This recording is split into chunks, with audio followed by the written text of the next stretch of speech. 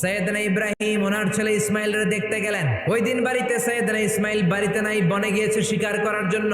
বাড়িতে সৈয়দনা ইসমাইলের বিবি সৈয়দনা ইব্রাহিম ঘরের দরজার বাইরে থেকে সালাম দিয়ে বললেন, আসসালামু আলাইকুম। ভেতর থেকে কর্কশ গলায় একটা মেয়ে সালামের উত্তর দিয়ে বলল, ওয়া আলাইকাস সালাম। জিজ্ঞেস করলো সৈয়দনা ইব্রাহিম, মা কেমন আছো? মেয়েটা কয়, বেশি সুবিধার না। তোমাদের খাওয়া দাওয়া কেমন চলে? ভালো না। তোমার জামাই কই? বনে গেছে।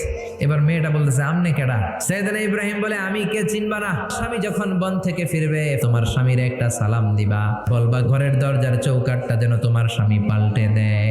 এই কথা বলে ইব্রাহিম চলে গেলেন। ইসমাইল আসার পরে বিবি বলতে আরম্ভ করছে, দুপুরবেলা একটা বুড়া আইছিল। বুড়া সৈয়দনা ইসমাইল বলে, কোন বুড়া আসছে?